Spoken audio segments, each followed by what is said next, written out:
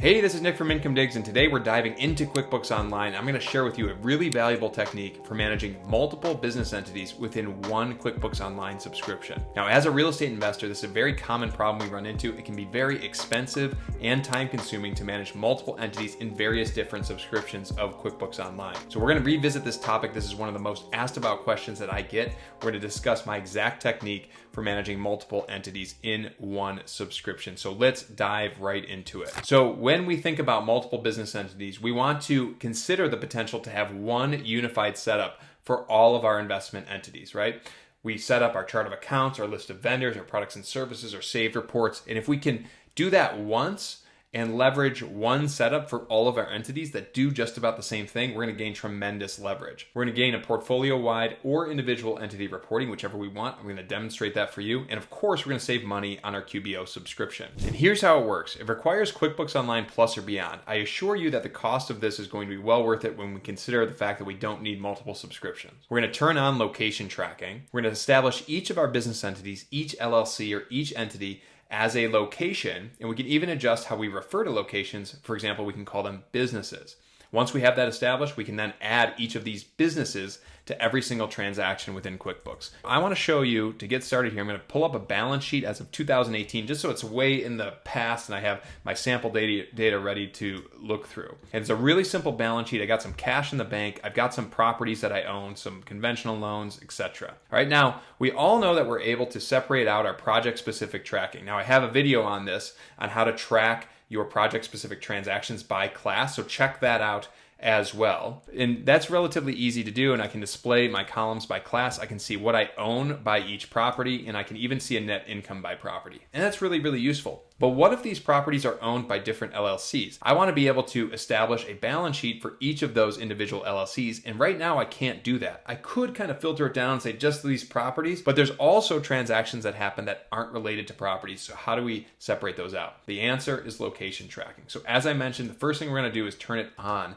within QuickBooks Online Plus. I'm going to go to my advanced tab right here, and right here, track locations. I'm going to go ahead and turn that on. And when I do, I can indicate my location label. I'm going to indicate that as business.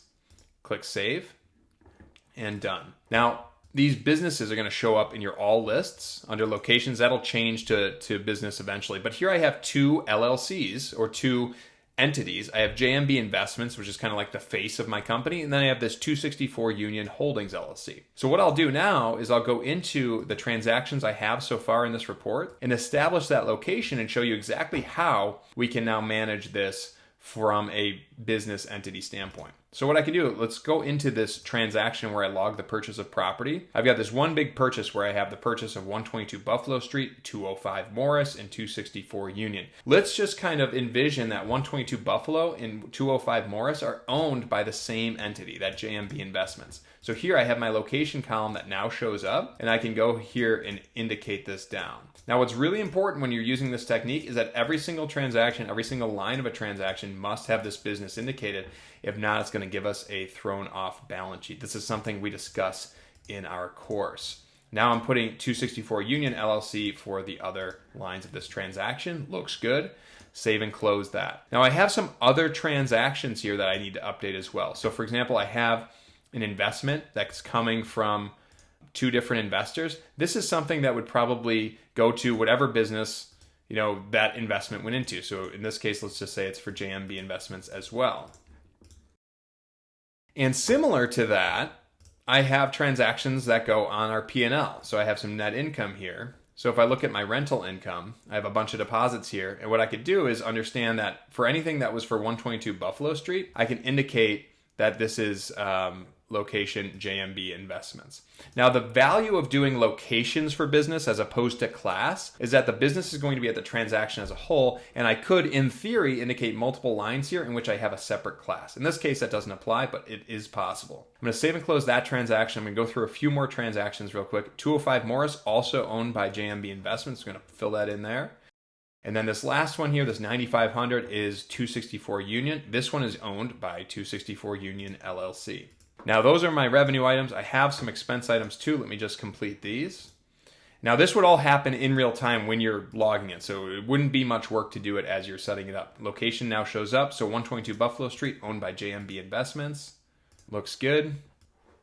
And then this last one, this $4,500 for property taxes, also owned by 122 Buffalo Street, so that'll be JMB Investments. And so I've quickly gone through all the transactions that appear on this balance sheet, and I've indicated a location. So now what I can do with this is I can take this entire balance sheet and not only display columns by classes, we've seen that before, we should be used to how that works, but I could also display columns by businesses. Displaying by businesses allows you to see what you own and what you owe by property. Now we can break this down further as well. I think that looking at a balance sheet by business is really, really valuable. I'm accomplishing a lot with this. I wouldn't necessarily send this to my accountant though. It's going to lead to some confusion. They're going to ask the question, hey, you should maybe have multiple subscriptions, all that. No big deal. All we need to think about is, can I provide this correct balance sheet to my accountant come tax time? Yes, you can. To do that, we're going to customize this. I'm going to filter this down by business. I'm going to say, hey, just give me the balance sheet for JMB Investments. Now, once I've kind of established that as my column, or as my filter, this column isn't as relevant. So I can just make this a total, and I can very easily deliver this to my accountant and say, here's my balance sheet for JMB Investments. Nice and neat. And if they really wanted to see my value by property, I could take this balance sheet here, display columns by classes, and now I'm getting a nice broken down, here's what I own by class for this entity. Save that report, send it to your accountant on a regular basis, okay? Or at the end of every year. All right, I'm gonna turn off that business filter for a second, okay? And then what we can do, I'll display totals here, is also applies to the P&L. And this can be really useful from a business standpoint. If I go into my net income, and yeah, I have my profit and loss, and of course we can display that by classes. We've done that before. I can also display by business, and this helps me to understand on an entity by entity level how I'm doing and how things are looking. And just like I did with the balance sheet, I could filter this down and I could say, just give me the P&L for this business right here. And then when I do that, now I can display my columns by classes, and I have a really nice, robust report that says, for this business entity, I have this profit and loss for all the properties that I own. All right. So this technique, again, enables us to get the reporting that we need to run our business, to accomplish what we need to do, make key decisions, as well as checking the box for our accountant and our CPA, making sure that they're getting the reports that they need. On top of that, it enables us to have one consistent setup from chart of accounts, products and services, vendors, etc. So this is a really, really good technique. There's a little bit more to this. It becomes an advanced technique, and I have all of that content available to you to make sure you can round it out. I encourage you to check out our end-to-end course, Real Estate Accounting Bootcamp. It's within this course that I go through my entire process, my comprehensive system for setting up and managing your accounting books within QuickBooks Online to grow and scale your real estate business. So if you're an investor yourself, or if you're a bookkeeper looking to niche down into that industry, definitely check out that course. We go into this technique and so many more in great, great detail. I really appreciate you being here. If you have any questions about this technique, throw them in the comments here. If there's something else you'd like to see, put that in the comments as well. I'd really appreciate it if you subscribe. That way you get updates when I release new videos, which is happening all the time. And I'll see you on the next video.